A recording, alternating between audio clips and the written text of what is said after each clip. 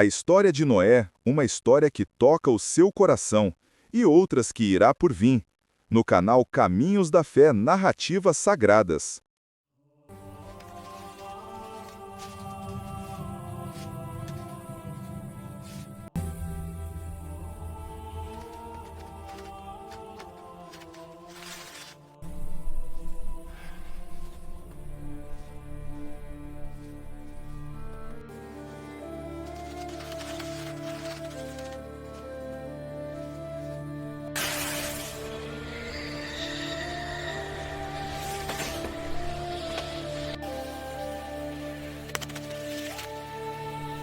Amém, Senhor.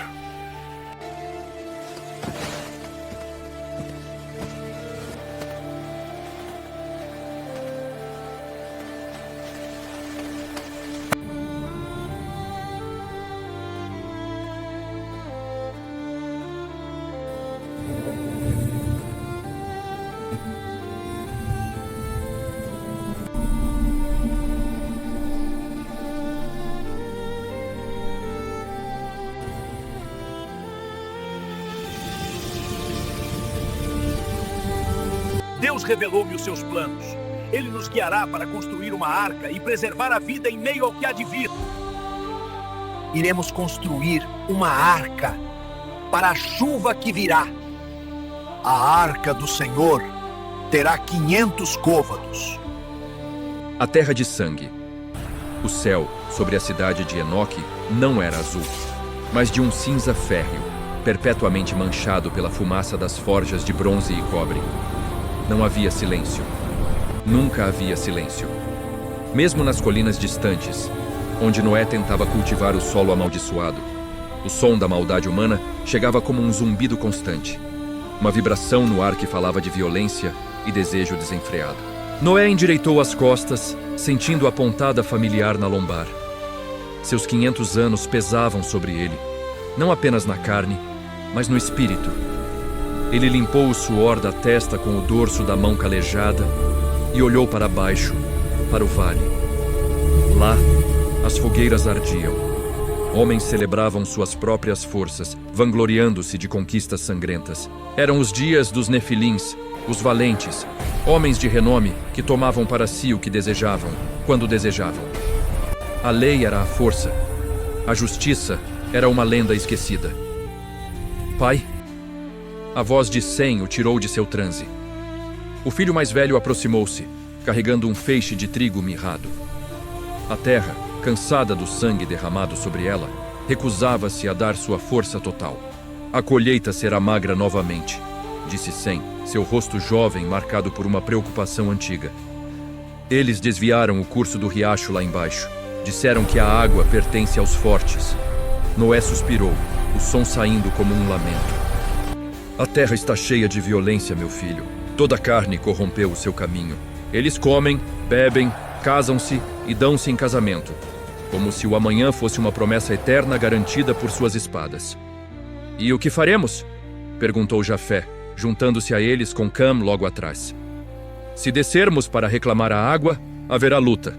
E o Senhor vê, interrompeu Noé, sua voz firme, embora baixa. O Senhor vê o que o homem não quer enxergar. Ele vê a intenção do coração. E o coração deles é mau, continuamente. Naquela noite, a escuridão parecia mais densa. Noé recolheu-se à sua tenda, mas o sono fugia. Ele era um homem justo, íntegro em suas gerações, mas isso o tornava um estranho em sua própria terra. Ele andava com Deus, num mundo que corria de Deus. A solidão era sua companheira constante, exceto pela presença invisível, porém palpável, do Criador.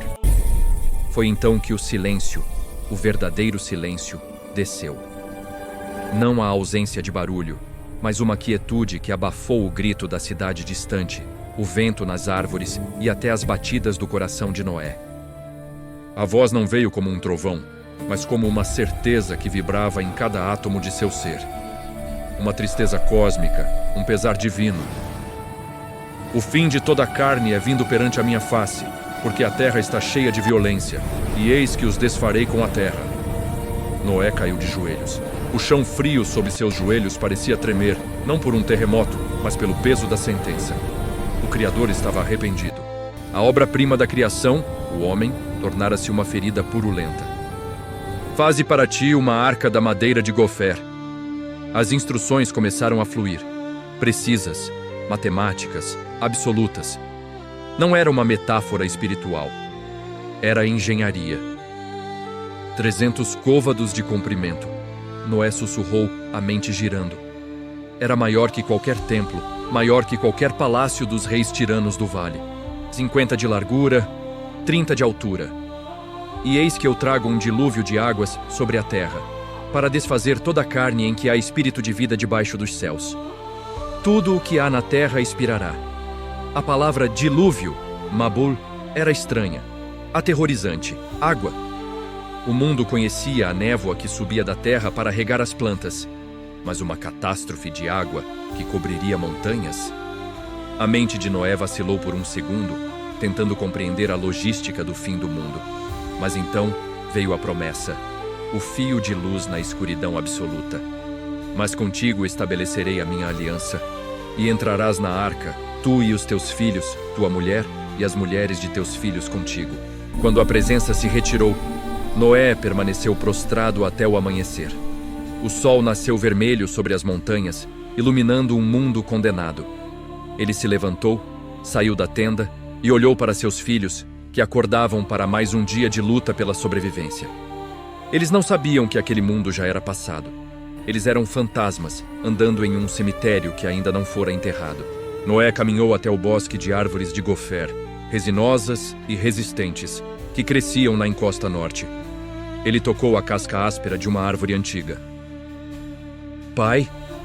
Era a voz de sua esposa, suave, atrás dele. Ela vira o rosto dele. Ela sabia que algo havia mudado irrevogavelmente durante a noite. O que aconteceu? Noé virou-se. Seus olhos não tinham o pânico da loucura, mas a clareza terrível da obediência. Precisamos de ferramentas, disse ele. E precisaremos de muita madeira. Deus vai lavar a terra. Ele pegou o machado que usava para a lenha. O peso da ferramenta parecia diferente agora. Não era mais para aquecer a casa, mas para salvar a humanidade. Ele levantou o machado e deu o primeiro golpe na madeira de gofer. O som ecoou pelo vale. Toque. Seco. Solitário. O primeiro compasso de uma contagem regressiva de 120 anos. Assim fez Noé. Consoante a tudo o que Deus lhe ordenara, assim o fez.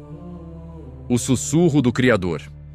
A notícia não foi dada ao redor da fogueira, sob o conforto das peles e o cheiro de guisado. Noé convocou sua família para o campo aberto, onde a terra esturricada rachava sob o sol do meio-dia. O vento quente levantava poeira, e o céu, impiedosamente claro, parecia zombar das palavras que ele estava prestes a proferir. Eles formavam um pequeno círculo. Sem, o primogênito, mantinha uma postura respeitosa, embora seus olhos denunciassem inquietação. Cam, de braços cruzados, olhava para o horizonte, inquieto com o tempo perdido na lavoura. Jafé, o mais jovem, observava o pai com uma mistura de curiosidade e temor infantil. Ao lado de Noé, sua esposa permanecia em silêncio, uma âncora de serenidade num mar de incertezas. O Espírito do Senhor não contenderá com o homem para sempre, começou Noé. Sua voz não tremeu, mas carregava um peso antigo, como se ele tivesse envelhecido um século numa única noite. Os dias dos homens estão contados. 120 anos. É o tempo que nos resta.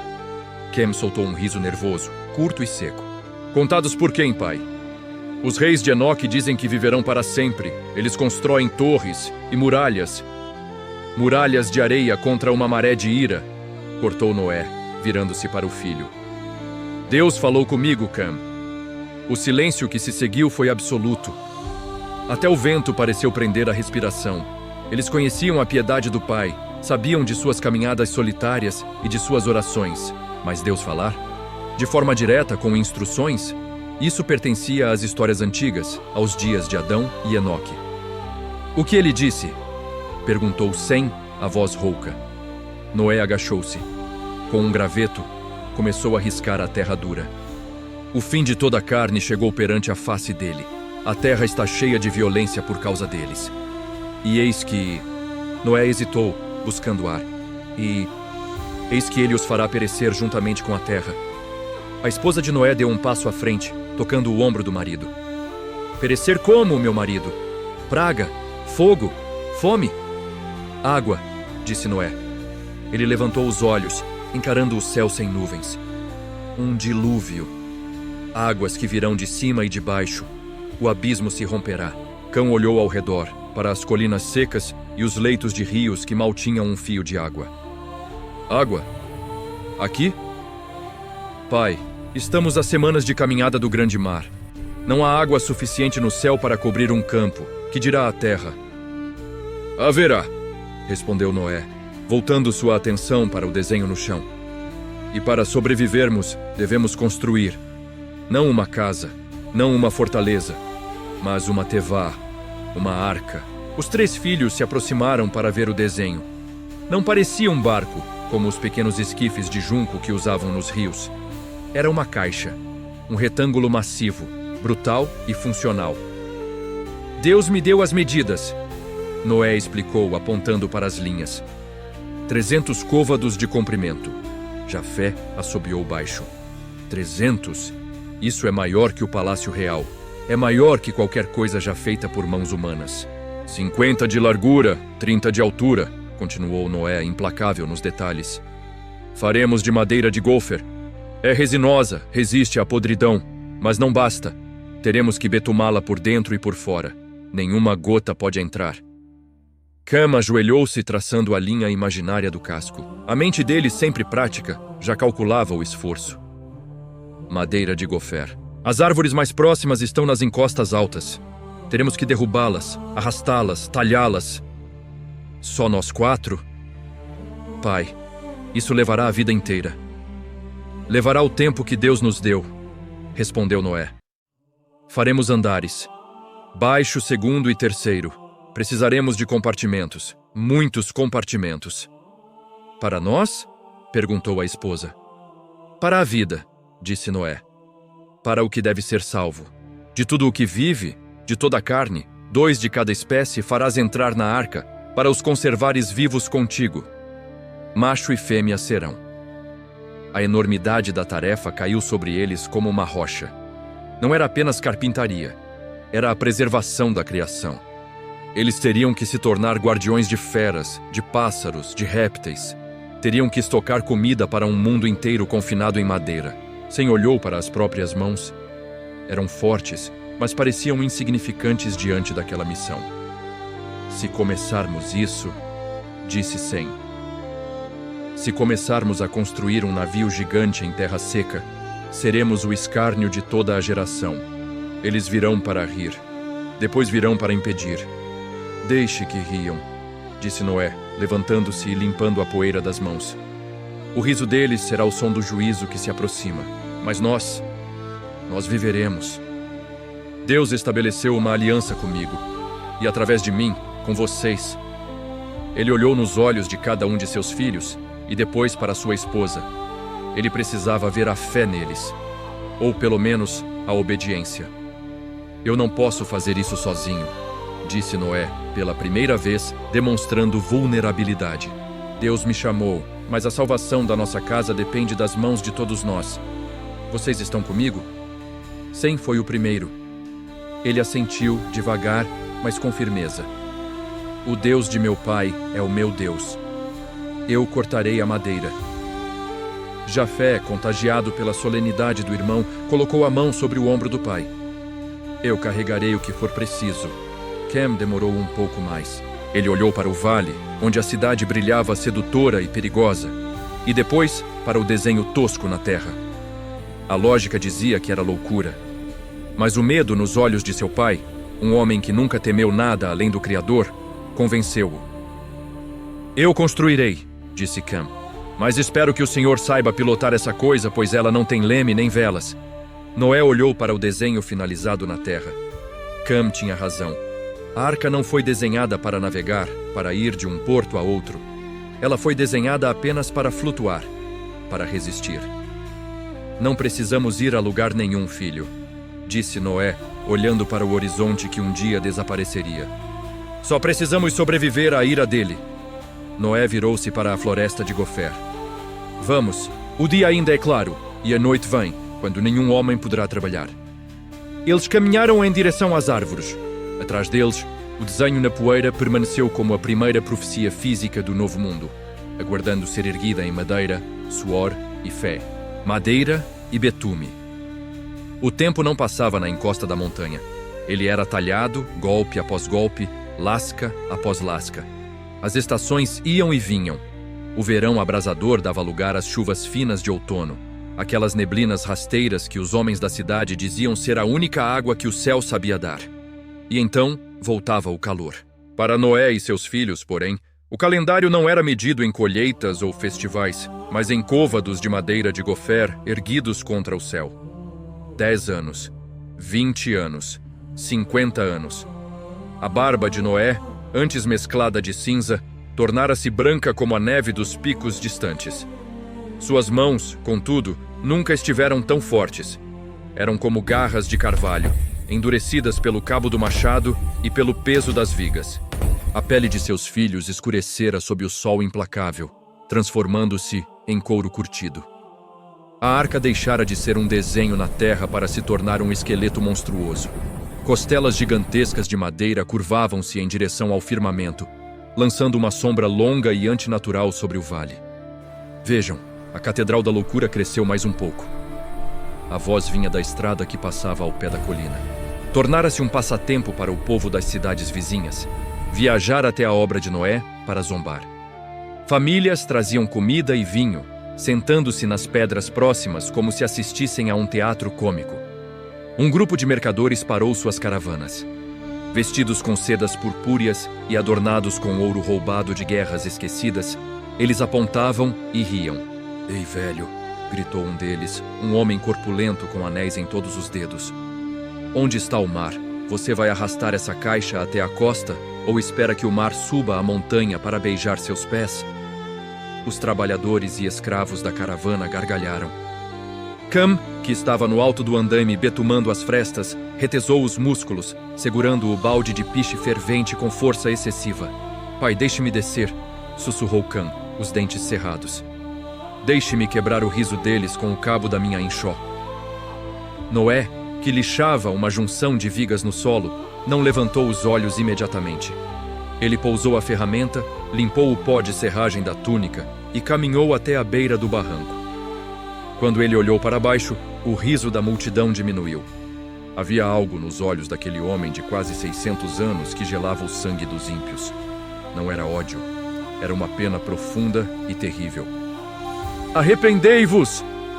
A voz de Noé projetou-se sem esforço, treinada por décadas de pregação ao vento. "A maldade de vossos caminhos subiu até as narinas do Criador. Vocês comem a carne com o sangue, vocês tomam a mulher do próximo, vocês matam por capricho. E o seu Deus vai nos matar por tédio?" Zombou o mercador, arrancando mais risos. "Deus não tem prazer na morte do ímpio", retrucou Noé, e sua voz embargou. "Ele oferece um caminho. Entrem. Larguem a violência e ajudem na obra. Há espaço. Há salvação para quem se voltar para ele. O juízo vem, não é uma lenda, é água, é o fim." O mercador cuspiu no chão. "Olhe para o céu, velho tolo. Não há nuvens. O sol reina. Nossos deuses são o ferro e o fogo. Guarde sua chuva imaginária para regar suas ilusões." Eles partiram, deixando para trás a poeira e o eco do escárnio. Noé permaneceu olhando para a estrada vazia por um longo tempo. "Eles nunca ouvem", disse Sem, descendo de uma escada com um fardo de madeira nos ombros. "Por que o Senhor continua pregando? Por que gastar fôlego?" "Porque a justiça exige testemunha", respondeu Noé, voltando ao trabalho. "Quando as águas vierem, ninguém poderá dizer diante do trono que não foi avisado. O martelar desta obra é o sermão de Deus, Sem. Cada prego é um aviso. Os anos finais da construção foram os mais duros. A estrutura estava pronta, mas precisava ser selada. O cheiro de betume, uma mistura negra, espessa e sufocante, impregnava tudo. Eles o ferviam em grandes caldeirões, cobrindo cada centímetro da arca, por dentro e por fora. Era um trabalho sujo e infernal. O betume queimava a pele, grudava nos cabelos, entrava nas narinas. Isso é para impedir que a água entre, explicou Noé a Jafé, enquanto espalhavam a pasta negra no casco inferior. Ou para impedir que a gente olhe para fora, murmurou Jafé, observando como a madeira dourada de gofer desaparecia sob a camada negra e impenetrável. A arca estava se tornando um caixão selado, separado do mundo. As mulheres, a esposa de Noé e as 3 jovens que se casaram com seus filhos, trabalhavam incansavelmente na logística. Teciam cestos, secavam grãos, armazenavam sementes em potes de barro selados com cera. Elas não construíam o casco, mas construíam a sobrevivência. Sem a provisão delas, a arca seria apenas um túmulo flutuante. Então, num final de tarde, o silêncio caiu. Não havia mais marteladas. Não havia mais o som de serras. A arca estava pronta. Ela se erguia como uma montanha artificial, negra e imponente contra o crepúsculo. 3 andares de escuridão e refúgio. Uma única porta lateral, maciça, aberta como uma boca esperando ser alimentada. Uma janela estreita corria pelo topo, um único olho voltado para o céu. Noé largou o pincel de betume. Suas mãos tremiam, não de idade, mas de exaustão e de uma antecipação aterrorizante. Ele tocou a lateral da embarcação. Estava quente, pulsando com o calor do dia absorvido pelo piche. Está feito, sussurrou ele. Consoante a tudo o que Deus ordenou. O vento mudou naquela noite. Pela primeira vez em um século, o ar não trouxe o cheiro de poeira ou de fumaça da cidade. Trouxe um cheiro diferente, vindo de muito longe, de além do horizonte, de lugares que nenhum homem jamais vira. Cheirava a ozônio. Cheirava a eletricidade estática. Cheirava a um oceano que se levantava de seu leito para marchar sobre a terra. Noé reuniu sua família diante da porta aberta. Eles pareciam minúsculos diante da estrutura. Preparem-se, disse o patriarca. O tempo dos homens acabou. O tempo de Deus começa agora. Descansem esta noite, pois amanhã os convidados do Senhor começarão a chegar. E longe dali, nas profundezas das florestas e nos altos dos despenhadeiros, algo começou a se mover. Um tremor que não vinha da terra, mas do instinto de cada criatura vivente. O chamado havia sido emitido. O mundo não terminou com um estrondo imediato, mas com um silêncio profundo. Na manhã seguinte, à conclusão da betumagem da arca, o canto dos pássaros cessou. Não havia chilrear nas árvores, nem o grito das aves de rapina no céu. O vento, que sempre assobiava pelos desfiladeiros, parou de repente. O ar tornou-se pesado, denso, como se o próprio céu tivesse descido para pressionar a terra. Noé estava na rampa de acesso, uma larga prancha de madeira que ligava o solo amaldiçoado à porta lateral da arca. Ele olhava para a floresta, completamente imóvel. Jafé, seu filho, sussurrou ao seu lado. Pai, o chão, você sente? Não era um terremoto. Era algo mais rítmico, uma vibração baixa e constante que subia pelas solas dos pés e ressoava nos ossos. Tum, tum, tum. E então, a linha das árvores se partiu. Primeiro vieram as sombras. Figuras maciças emergiram da penumbra da mata. Eram 2 elefantes, com presas que quase tocavam o chão. Eles caminhavam devagar, sem fazer som, com os olhos pequenos fixos na porta negra da arca. Atrás deles, o impossível aconteceu. 2 leões de juba negra caminhavam ao lado de gazelas. Lobos marchavam ao lado de cordeiros. Não havia perseguição, não havia o cheiro de sangue. Havia apenas uma submissão terrível, uma ordem invisível que suprimia o instinto mais básico da natureza. A fome. A esposa de Noé, do convés superior, murmurou: Deus do céu, levando a mão à boca. O vale, antes vazio, estava se enchendo com um rio de vida. Afastem-se da entrada, ordenou Noé, descendo a rampa para se colocar ao lado, como um porteiro reverente. Eles sabem para onde ir, o Espírito os guia. Era uma visão ao mesmo tempo de pesadelo e de maravilha. Ursos pesados arrastavam-se com passos surdos. Rinocerontes blindados bufavam o ar quente. e serpenteando entre as patas dos gigantes, milhares de criaturas menores. Répteis de cores vibrantes, besouros que brilhavam como joias, roedores de todas as espécies. O chão parecia ondular com a vida que rastejava. De repente, o céu escureceu. Uma nuvem viva desceu sobre eles. Águias, falcões, pardais, corvos. Eles não voavam em um bando caótico, mas espiralavam em direção à janela superior da arca, pousando nas vigas internas com um farfalhar ensurdecedor de asas. Nas colinas distantes, os zombadores haviam se reunido para rir do barco no deserto. Mas o riso morreu em suas gargantas. Eles assistiam pálidos, agarrando suas armas inúteis. Um homem gritou, recuando: "Feitiçaria! O velho é um bruxo! Ele encantou as feras!" Mas nenhum deles ousou descer. A barreira de animais selvagens entre a cidade e a arca era um muro vivo impenetrável. Os leões não atacavam os cordeiros, mas viravam suas cabeças para rosnar baixinho em direção aos homens da cidade. Um aviso claro de que a proteção divina tinha dentes. Dentro da arca, a logística do milagre se desenrolava. "Os limpos!" gritou Noé para Sem, apontando para um grupo de ovelhas e bois. 7 pares, estes são para o sacrifício e para o alimento. Guiem-nos para os currais do meio. "E os outros?" perguntou Cam, empurrando um par de javalis teimosos com o pé. "Apenas um casal, macho e fêmea, para conservar a semente viva sobre a face da terra. Levem-nos para o fundo."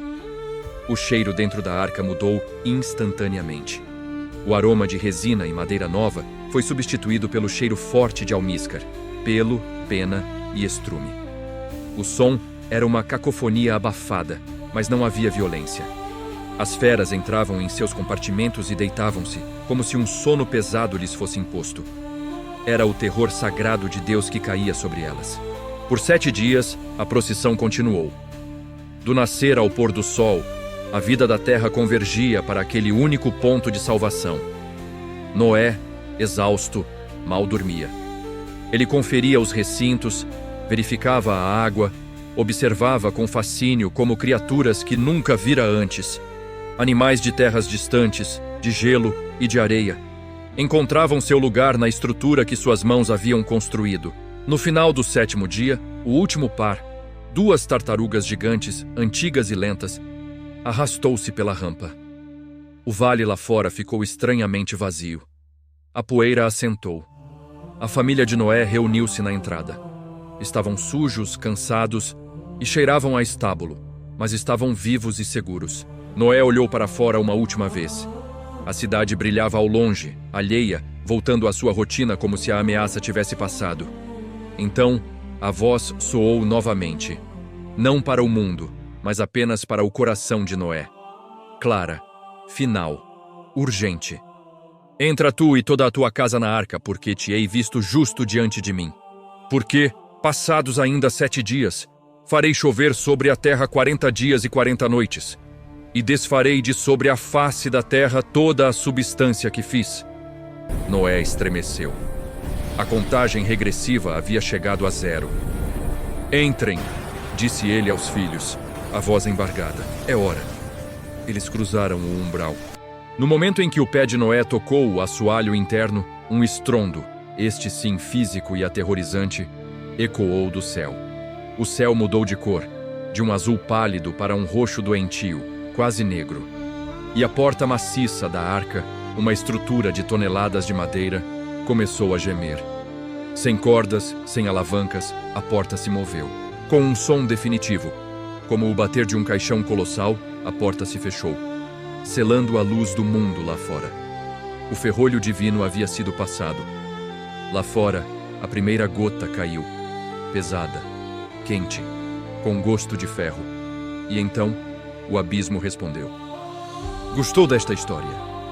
Deixe seu like e se inscreva no canal para não perder os próximos capítulos desta jornada incrível. Obrigado por assistir. O romper do abismo. A primeira coisa que eles perderam foi a noção de dia e noite. Com a porta fechada, a única luz vinha das lâmpadas de azeite que pendiam das vigas, balançando suavemente no ar viciado. Mas lá fora, a escuridão não era apenas a ausência de sol. era uma mortalha física. Noé reuniu a família no convés central. Eles estavam sentados sobre fardos de feno, os joelhos colados ao peito, ouvindo. Começou com o som de chuva. Não o tamborilar gentil que nutre a colheita, mas um rugido contínuo, ensurdecedor, como se milhões de pedras estivessem sendo despejadas sobre o telhado de madeira. O teto da arca vibrava. Cada gota parecia um golpe de martelo, testando a resistência do betume. "Vai aguentar?" perguntou a esposa de Sem, sua voz quase inaudível sob o barulho. Ela apertava a mão do marido até os nós dos dedos ficarem brancos. "Deus desenhou. Nós construímos", respondeu Noé, embora seus próprios olhos estivessem fixos no teto, traçando as linhas das vigas mestras. "Vai aguentar." Então o chão tremeu. Não foi um tremor de vento. Veio de baixo, um gemido profundo, tectônico, que fez as lâmpadas oscilarem violentamente, derramando gotas de azeite quente. Os animais nos andares inferiores começaram a urrar, um coro de pânico de 1000 gargantas. Elefantes trombeteavam, leões rugiam, cavalos davam coices nas baias de madeira. "O que é isso?" gritou Cam, levantando-se e tentando se equilibrar enquanto o chão de madeira inclinava. "Não é apenas chuva", sussurrou Noé, lembrando-se das palavras da revelação. As fontes do grande abismo. Lá fora, a crosta da terra estava se rasgando. Géiseres de água fervente explodiam do solo com a força de vulcões, lançando rochas e lama a quilômetros de altura, para se misturarem com a catarata que caía do céu. A terra seca, que por séculos bebeu o sangue dos inocentes, agora vomitava água. O vale onde a arca fora construída estava se transformando numa bacia turbulenta de lama, árvores arrancadas e destroços. De repente, o som mudou. Não era mais apenas água batendo em madeira. Eram gritos, abafados pelas grossas paredes de gofer, filtrados pelo rugido da tempestade, mas inconfundíveis. Eram vozes humanas. Pancadas soaram na lateral da arca. Punhos, pedras, talvez até armas. "Abram! Pelo amor dos deuses, abram! Noé, seu velho maldito, deixe-nos entrar! A água está subindo, tenha piedade!" As mulheres cobriram os ouvidos. Jafé fez menção de correr para a escada que levava à porta lateral, o instinto de misericórdia falando mais alto que o juízo. "Não!" A voz de Noé foi um trovão, parando o filho no meio do caminho. "Jafé, pare! Eles vão morrer, pai. São nossos vizinhos." "A porta não foi fechada por mim", disse Noé, com lágrimas escorrendo pelo rosto, misturando-se ao suor frio. "O Senhor fechou. Se o próprio Deus selou, nenhuma mão humana tem força para abrir. E se abríssemos agora, a água nos tragaria a todos." Noé abraçou o filho, segurando-o enquanto os gritos lá fora se tornavam mais desesperados, misturados ao som de água correndo violentamente. Era o som do julgamento, duro, irrevogável. Pouco a pouco, os gritos cessaram. Foram substituídos pelo som de coisas pesadas batendo contra o casco. Troncos, pedras, talvez corpos, sendo arrastados pela correnteza furiosa. Então veio o momento mais perigoso. A água subiu o suficiente para alcançar o fundo da arca. A estrutura colossal, que pesava toneladas, ainda estava presa à lama pela sucção. A água empurrava, batia, tentava virar a embarcação antes que ela pudesse flutuar. A arca gemeu. Um som agudo de madeira sob tensão extrema ecoou pelo convés. "Crack! Estamos virando!" gritou a esposa de Cam. O mundo inclinou-se. A arca ladeou violentamente para a direita. Jarros de água rolaram, ferramentas caíram. Todos deslizaram pelo chão, colidindo contra a parede. Lá embaixo, o gado foi jogado contra as cercas. Parecia que a estrutura iria se partir ao meio ou emborcar na lama. Noé agarrou-se a uma viga. "Segurem-se! Orem! Orem ao Deus que caminha sobre as águas!" A água subiu mais rápido, impulsionada pelas explosões subterrâneas. Com um solavanco brutal, nauseante, a sucção da lama se rompeu. A arca saltou para cima. Oscilou uma vez, 2 vezes, balançando como uma rolha num oceano em fúria. E então endireitou-se. O som do atrito com a terra desapareceu. Eles não estavam mais no chão.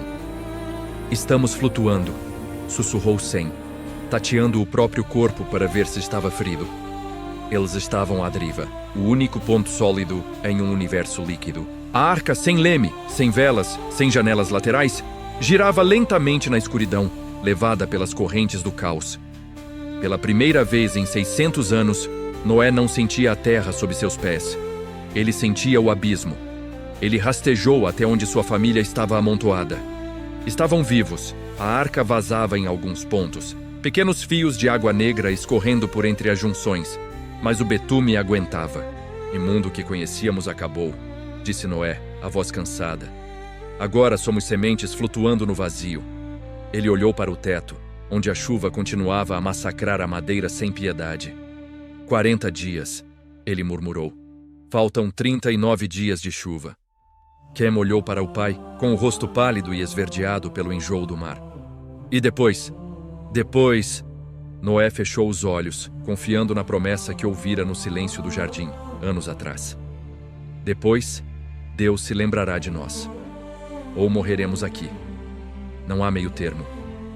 Lá fora, as águas cobriam as casas, as torres, os palácios. As montanhas mais altas começavam a ser lambidas pelas ondas. O silêncio da morte cobria a terra, quebrado apenas pelo uivo do vento e pelo bater incessante da chuva que lavava a criação de sua mancha de sangue. A longa noite da humanidade havia começado. O peso do tempo. 40 dias podem durar uma eternidade quando são contados na escuridão. A arca tornara-se um mundo à parte, flutuando no vazio. A vida lá dentro não era o conto de fadas pastoral que Noé imaginara nos dias de sol, mas uma batalha implacável contra o caos. A estrutura rangia e gemia sob o ataque das ondas, mas o verdadeiro inimigo estava do lado de dentro. O cheiro, o calor e a exaustão. Não havia mágica nos currais. O estrume acumulava-se, o ar tornava-se pesado com o cheiro de amônia e pelo molhado. A tarefa de 8 pessoas para cuidar de milhares de criaturas era hercúlea. Mais feno para os bisões! Gritava Sem, sua voz rouca de tanto tossir a poeira da palha no ar viciado.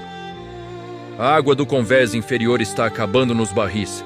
Precisamos coletar mais da chuva, respondia Jafé, correndo pelos corredores estreitos com baldes de couro, desviando-se de répteis que sibilavam nas sombras. Noé trabalhava mais do que todos. Ele dormia apenas em cochilos curtos, encostado nas vigas mestras. Ele andava pelos corredores com uma lamparina quase apagada, verificando se o betume aguentava, se os animais estavam calmos. Ele conversava com as feras. Acalmava os leões com sussurros, tocava a testa dos cavalos assustados. Mas a tensão entre os humanos crescia como musgo nas paredes úmidas. No 30º dia, Cam largou a pá com estrondo no chão. Ele estava coberto de sujeira, os olhos vermelhos de fadiga. Somos prisioneiros ou carcereiros? Ele rosnou, limpando o suor da testa. Estamos flutuando para o nada, pai. O mundo lá fora morreu, e nós estamos aqui, enterrados vivos num caixão de madeira, servindo animais que não sabem a diferença entre o dia e a noite. Noé parou de distribuir grãos para as aves. Ele olhou para o filho com paciência, mas com firmeza. Somos servos, Cam. Deus não nos salvou pelo nosso conforto. Ele nos salvou para sermos a ponte. Se desistirmos, a vida acaba. Você quer que a criação de Deus termine numa pilha de ossos e madeira podre? Eu quero ver o sol, gritou Cam, a voz ecoando e assustando as pombas nas gaiolas altas. Eu quero saber se ainda existe chão. O chão voltará quando o Senhor ordenar, disse a esposa de Noé, surgindo das sombras com uma cesta de pão ázimo.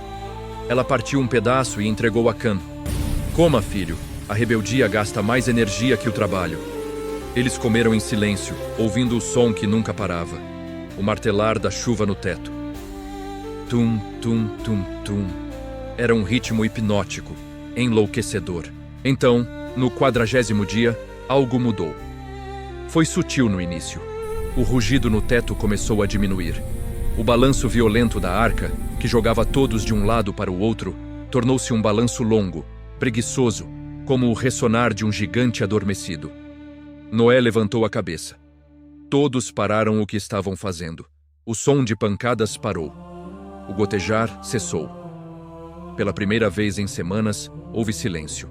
Não o silêncio da paz, mas o silêncio do vazio. Um silêncio tão profundo que fazia os ouvidos zumbirem. Parou, sussurrou Jafé, sem ousar falar alto, como se a voz pudesse quebrar o encanto. Noé subiu as escadas correndo, seus joelhos velhos protestando, até chegar perto da janela superior, a única abertura que corria rente ao teto, protegida por beirais. Ele não conseguia ver muito, apenas uma fresta de luz cinzenta, fraca e difusa. Mas não havia chuva. As comportas do céu se fecharam, declarou Noé, a voz trêmula de alívio. O Senhor conteve a ira. Mas a alegria durou pouco. A chuva havia parado, mas o mundo não havia voltado. Eles continuaram à deriva. Dias viraram semanas. Semanas viraram meses. Segundo a contagem de Noé, 150 dias se passaram desde o início. 150 dias de águas prevalecendo sobre a terra.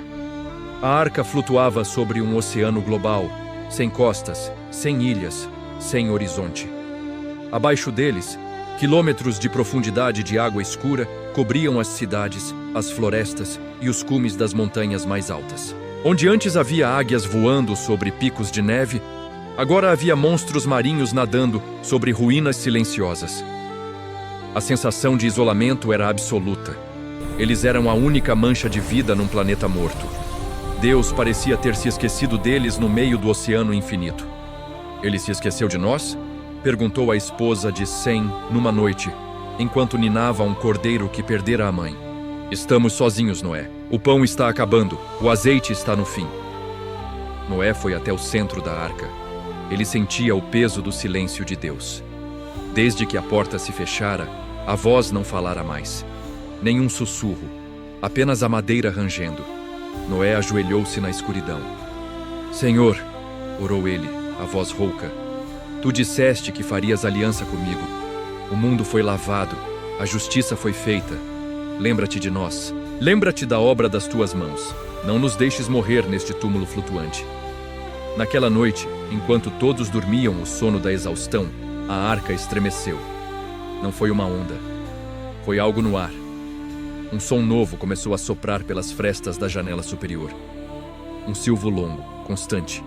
Vento, não o vento da tempestade, mas um vento forte, seco e quente. O ruar de Deus. O mesmo sopro que pairava sobre a face das águas, na criação do mundo, agora soprava sobre o caos, para trazer ordem novamente. Noé acordou com o som do vento uivando lá fora. Ele sentiu a arca adernar levemente, empurrada por uma mão invisível. As águas, agitadas pelo vento, começaram a recuar, a evaporar, a mover-se. Ele se lembrou. Noé chorou na escuridão, as lágrimas quentes lavando seu rosto sujo de fuligem. Deus se lembrou de Noé. O grande navio, guiado apenas pelo sopro divino, começou a sua lenta viagem em direção ao seu porto final, invisível sob as ondas, mas preparado desde a fundação do mundo, as montanhas de Ararat. O fim da deriva não veio com suavidade.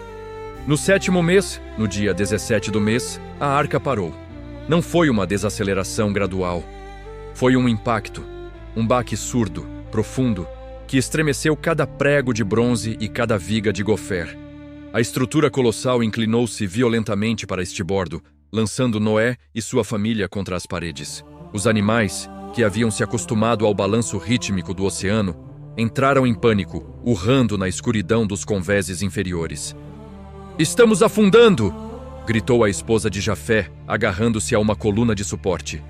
"Não!" Noé levantou-se com dificuldade, o coração batendo descompassado.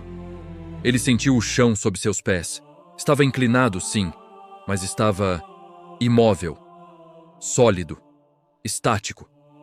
Pela primeira vez em 150 dias, o mundo parou de girar. Noé correu as mãos pela madeira da parede, sentindo a vibração. Não havia o som da água batendo contra o casco naquele lado. Havia o som de madeira raspando contra a pedra. "Encalhamos", sussurrou ele, e um sorriso incrédulo começou a romper a máscara de exaustão em seu rosto. "Terra! Nós tocamos a terra!" "Onde?" perguntou Sem, correndo para o lado do pai. "Onde estamos?" Noé não sabia, mas a teologia e a geografia colidiam naquele momento.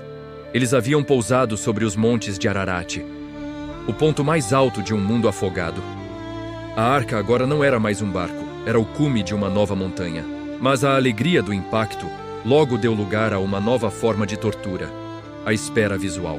Eles sabiam que estavam em terra, mas não podiam vê-la. A janela superior, a única abertura, só mostrava o céu. E embora as águas minguassem, a descida era lenta, dolorosamente lenta. Foram precisos mais 2 meses e meio até que as pontas dos outros montes aparecessem. Noé, espichando-se na ponta dos pés, conseguiu ver, pela fresta da janela, picos negros emergindo da água cinzenta como ilhas de desolação. O mundo lá fora estava morto. Era um cenário de lama, lodo e silêncio. Não havia árvores, não havia verde. Apenas rocha molhada e água barrenta. Precisamos saber, disse Noé, 40 dias depois que os cumes apareceram. Precisamos saber se a morte ainda reina lá embaixo. Ele foi até uma das gaiolas menores. Ali, com olhos negros e inteligentes, um corvo o observava. O corvo era uma ave impura pela lei que Noé conhecia, um comedor de carniça, mas era forte, sobrevivente. Vá, disse Noé, abrindo a janela e lançando a ave na corrente de ar frio. Mostre-nos o caminho. O corvo saiu com um grasnido rouco. Noé e os filhos observaram. A ave negra voou em círculos, subindo e descendo. Ela ia e voltava. Pousava no teto da arca, depois voava para longe, pousando talvez em algum tronco flutuante ou em algum corpo que as águas revelavam. O corvo não precisava de terra seca e limpa. Ele se contentava com os despojos do dilúvio. Ele encontrou comida na morte, mas não trouxe resposta de vida para a arca. Ele ia e voltava, inquieto, um símbolo do caos que ainda persistia. Ele não nos diz nada, murmurou Noé, fechando a janela naquela noite. Ele vive da destruição. Precisamos de alguém que busque a paz. 7 dias depois, Noé escolheu outra ave, uma pomba, branca, pequena, frágil. Ela tremia nas mãos calejadas do patriarca. Busque vida, pequena, sussurrou Noé, lançando-a ao ar. A pomba voou. Mas, diferentemente do corvo, ela não encontrou onde pousar a planta do pé. O mundo ainda era um pântano de lodo. Ela não comeria carniça. Ela precisava de pureza. Horas depois, exausta, ela voltou para a janela. Noé estendeu a mão para fora. A pomba pousou em seus dedos, o peito arfando. Ele a recolheu para dentro, aquecendo-a. Ainda não, disse ele para a família, que esperava ansiosa. As águas ainda cobrem a face da terra. Mais 7 dias de espera. O ar dentro da arca estava ficando rarefeito, quente. A impaciência de Cam tornara-se quase violenta. Se soltarmos os animais agora, eles sobreviverão, argumentava ele. Já tocamos o chão. Se soltarmos agora, eles atolarão na lama e morrerão de fome, respondeu Noé. Espere o sinal. Na segunda vez, Noé soltou a pomba pela manhã. O dia arrastou-se. O sol pôs-se, tingindo o céu de um laranja que lembrava fogo, não água. Eles esperavam junto à janela. Ela não vem, disse Jafé, desanimado. Deve ter morrido, ou foi comida por uma águia. Espere, disse Noé. Ao crepúsculo, um bater de asas suave foi ouvido. A mancha branca surgiu no céu escurecido. A pomba desceu, cansada, e pousou no parapeito da janela. Noé arquejou. As mulheres gritaram e cobriram a boca com as mãos. Sem caiu de joelhos. No bico da pomba, brilhando verde e cerosa contra as penas brancas, havia uma folha. Não um galho seco. Não um pedaço de madeira morta. Uma folha de oliveira. Fresca, recém-arrancada. Noé pegou a folha com dedos trêmulos. Ele a cheirou. Cheirava a seiva. Cheirava a terra curada. Cheirava a fotossíntese, a raízes bebendo água limpa, a sol nutrindo a vida. Vida. Noé chorou, beijando a folha minúscula. A terra reviveu, as árvores estão brotando sob o lodo. O juízo passou. Aquela pequena folha era mais pesada que toda a madeira da arca. Era a prova de que Deus não havia abandonado a biologia. O ciclo recomeçava. Noé esperou outros 7 dias e soltou a pomba pela 3ª vez. Ela saiu voando, forte, e decidida, em direção ao vale. Ela não olhou para trás, ela não voltou. Ela encontrara um lar. O mundo era habitável novamente. Noé virou-se para sua família. Seus ombros, curvados por um ano de tensão e liderança, relaxaram. Preparem-se, disse ele. Em breve, a porta se abrirá. Mas ele não tocou na porta. Ele sabia a regra. Deus fechou. Somente Deus poderia abrir. No ano 601, no primeiro mês, no primeiro dia do mês, as águas secaram de sobre a terra. Noé removera a cobertura da arca. Pela primeira vez em 1 ano, a luz do sol não entrava por uma fresta, mas inundava o convés superior. Era uma luz crua, branca, purificadora. Eles tiveram que cobrir os olhos, desacostumados com tal claridade. A pele pálida de seus rostos ardeu sob o toque do astro-rei. Mas eles ainda não saíram. A disciplina de Noé era mais forte que o desejo de liberdade. Ele esperou na soleira do novo mundo, aguardando a voz que fechara a porta para abri-la novamente. Foi no 2º mês, no dia 27, que o silêncio divino foi quebrado. Sai da arca. A ordem reverberou, não nas paredes de madeira, mas nos ossos do patriarca. Tu com tua mulher e teus filhos, e as mulheres de teus filhos, todos os animais que estão contigo, de toda a carne, faze-os sair contigo, e povoem abundantemente a terra, e frutifiquem, e se multipliquem sobre a terra. Noé levantou-se. Seus joelhos estalaram. Ele caminhou até a grande porta lateral, aquela que fora selada pela mão invisível antes da primeira gota cair. Não houve mágica desta vez. Houve esforço. Sem Can-Jafé, ajudem-me! Juntos, os 4 homens empurraram as travas, retiraram as vigas de segurança e forçaram a madeira inchada pela umidade. Com um rangido que soou como um grito de parto, a porta cedeu. A rampa desceu, batendo contra a rocha úmida do Monte Ararat. O cheiro que entrou não era de flores, nem de mar. Era cheiro de terra virgem. Cheiro de ozono e pedra molhada. Vão! Gritou Noé para os currais. A saída foi um êxtase caótico. Os animais, sentindo a brisa fresca, não caminharam em fila ordeira como na entrada. Eles correram. Cavalos dispararam pela rampa, relinchando e coiceando o ar. Aves dispararam pela abertura, como flechas lançadas de um arco, gritando sua liberdade para o céu azul. Elefantes trombetearam, fazendo o chão tremer. A família de Noé desceu por último. Quando o pé de Noé tocou o solo, ele não correu. Ele caiu de rosto no chão. Ele beijou a lama. Ele agarrou punhados de terra e chorou. Eles eram os únicos seres humanos em todo o planeta. O silêncio do mundo lá fora era absoluto. Não havia cidades ao longe. Não havia fumaça de forjas. Não havia gritos de guerra ou festas. Havia apenas o vento assobiando entre as rochas nuas e o som dos animais se dispersando pelas encostas. O mundo fora resetado. Era um jardim vazio, um cemitério lavado. O que faremos agora? Perguntou Jafé, olhando para o horizonte vasto e desabitado. Construímos uma casa? Plantamos uma vinha? Ainda não, disse Noé, levantando-se. Seu rosto estava sujo de lama, mas seus olhos brilhavam com um propósito terrível. Primeiro pagamos o preço. Ele virou-se para os animais que ainda pastavam perto da arca.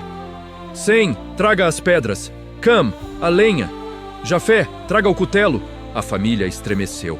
Eles haviam passado 1 ano alimentando aquelas criaturas, dando-lhes nomes, protegendo-as da morte. Pai, começou a esposa de Sem. O pecado do homem trouxe a morte ao mundo, disse Noé, a voz dura, mas cheia de dor. A água lavou a terra, mas não lavou o coração do homem. Precisamos de sangue para cobrir o que a água não pôde limpar. Noé escolheu um animal de cada espécie limpa. Um cordeiro perfeito, um novilho sem mancha, Ele construiu o altar com pedras brutas, não talhadas, ali mesmo na encosta da montanha. O momento do sacrifício foi brutal. O brilho da lâmina de bronze ao sol. O balido que cessou subitamente. O sangue quente derramando-se sobre as pedras frias e escorrendo para a terra ávida. Para quem não entendia, parecia loucura. Matar os sobreviventes no primeiro dia da salvação. Mas Noé sabia que a gratidão exigia custo. Ele estava devolvendo a Deus a primícia da vida que lhe fora poupada. Ele riscou a pederneira. O fogo pegou na lenha seca que haviam guardado na arca. As chamas subiram, lambendo a carne do holocausto. A fumaça, espessa e branca, ergueu-se reta em direção ao céu. Uma coluna de oração num mundo sem teto. O cheiro de carne assada e sangue queimado encheu o vale. Era um cheiro primitivo, visceral. E no céu, muito acima da fumaça, o Senhor sentiu o aroma suave. Não era o cheiro da morte que agradava a Deus, mas o cheiro da obediência. O cheiro de um coração que, mesmo após o terror do abismo, ainda escolhia a adoração antes da sobrevivência. E ali, enquanto a fumaça subia, Deus falou consigo mesmo, em seu coração eterno: Não tornarei mais a amaldiçoar a terra por causa do homem, porque a imaginação do coração do homem é má desde a sua meninice. Nem tornarei mais a ferir todo o vivente como fiz. Enquanto a terra durar, sementeira e cega, e frio e calor, e verão e inverno, e dia e noite não cessarão. Noé não ouviu essas palavras, mas sentiu a mudança. O ar, que parecia tenso e carregado de juízo, suavizou-se. O medo de que a chuva voltasse a qualquer momento desapareceu. Uma paz sobrenatural desceu sobre o altar, sobre a montanha e sobre os 8 sobreviventes. Noé baixou a faca ensanguentada. Ele olhou para sua família, para o fogo que consumia o sacrifício, e depois para o céu limpo. O pesadelo da água havia acabado. A era da graça havia começado. Mas o céu ainda preparava uma assinatura final para aquele contrato. Olhem, apontou a esposa de Noé para as nuvens distantes, onde uma chuva fina, inofensiva, caía contra a luz do sol. Algo estava se formando na luz. A chuva fina que caía ao longe não trazia medo, mas trazia memória. Cada gota que tocava o solo parecia sussurrar o nome dos afogados. A família de Noé observava, tensa. Será que as comportas se abririam novamente? Será que o sacrifício fora rejeitado? Então, a luz do sol atravessou a cortina de água. O que aconteceu em seguida fez Jafé largar o cutelo e fez a esposa de Noé cair de joelhos, não em terror, mas em pura admiração. Um arco de cores puras, vibrantes e perfeitas rasgou o firmamento. Vermelho como o sangue do sacrifício, laranja como o fogo do altar, amarelo como o sol da manhã, verde como a folha da oliveira, azul como o mar profundo, anil e violeta como o céu da noite. Era uma ponte de luz ligando um horizonte ao outro, abraçando o mundo destruído com uma beleza impossível. Era o Keshet, o arco de guerra de Deus, mas estava pendurado nas nuvens sem flecha, apontando para o céu, não para a terra. A arma estava em repouso. A voz do Senhor, que não se ouvia desde o fechamento da porta, ressoou sobre a montanha. Não era mais um sussurro de aviso, mas uma proclamação real. Abençoo-vos, disse o Criador. Sede fecundos, multiplicai-vos e enchei a terra. Noé sentiu o peso daquelas palavras. Era a mesma ordem dada a Adão no primeiro jardim. O mandato cultural fora renovado. A humanidade tinha uma segunda chance. E o pavor e o medo de vós virão sobre todos os animais da terra e sobre todas as aves dos céus. Continuou a voz. Noé olhou para os animais que se dispersavam. Ele percebeu que algo havia mudado. Os leões, que antes dormiam aos pés de seus filhos na arca, agora olhavam para eles com desconfiança e recuavam para as sombras. A harmonia perfeita do paraíso, ou a trégua da arca, havia acabado. O homem e a fera agora viviam em tensão. Tudo o que se move e vive, ser-vos-á por alimento, decretou o Senhor. Assim como vos dei a erva verde, agora vos dou tudo. Cam olhou para o novilho assado no altar com outros olhos. A dieta do mundo antigo, baseada em grãos e frutos, fora expandida. A vida seria mais dura agora, a terra menos fértil, e o homem precisaria da força da carne para sobreviver. Mas a carne com a sua vida, isto é, com o seu sangue, não comereis, advertiu a voz, grave e absoluta. E certamente requererei o vosso sangue, o sangue das vossas vidas. Quem derramar o sangue do homem, pelo homem, o seu sangue será derramado. porque Deus fez o homem à sua imagem. Noé estremeceu. Ali, nas encostas úmidas de Ararat, nascia a lei. A violência desenfreada do mundo antigo, onde Caim matava Abel e Lameque matava jovens por capricho, não seria mais tolerada. A vida era sagrada. O assassinato era um ataque à própria imagem de Deus. Então, a voz suavizou-se, tornando-se tão envolvente quanto o arco que brilhava acima deles. E eu, eis que estabeleço a minha aliança convosco, e com a vossa descendência depois de vós, e com toda a alma vivente que está convosco. E não será mais destruída toda a carne pelas águas do dilúvio, e não haverá mais dilúvio para destruir a terra. Noé olhou para as nuvens escuras que ainda pairavam no leste. Elas não eram mais mensageiras da morte. Este é o sinal da aliança que ponho entre mim e vós, disse Deus. E a luz do arco-íris pareceu intensificar-se. O meu arco tenho posto nas nuvens, e será ele por sinal de uma aliança entre mim e a terra. E acontecerá que, quando eu trouxer nuvens sobre a terra, aparecerá o arco nas nuvens. Então me lembrarei da minha aliança. Deus prometeu olhar para o arco. Não era apenas um sinal para o homem ter esperança, era um lembrete para o próprio Deus de sua promessa de misericórdia. A voz cessou. O vento soprou suave, dispersando a fumaça do altar. Noé permaneceu de pé, observando as cores desaparecerem lentamente à medida que o sol se punha. O primeiro dia do novo mundo estava terminando. Ele olhou para suas mãos. Eram mãos de um construtor, de um marinheiro, de um sacerdote. E agora, eram mãos de um pai de nações. Acabou, disse ele, voltando-se para sua família. Seus filhos, Sem, Cam e Jafé, olhavam para ele aguardando direção. Eles carregariam as sementes da humanidade. De Sem viriam os povos do espírito, de Jafé, os povos da expansão, de Cam, os povos da força e da servidão.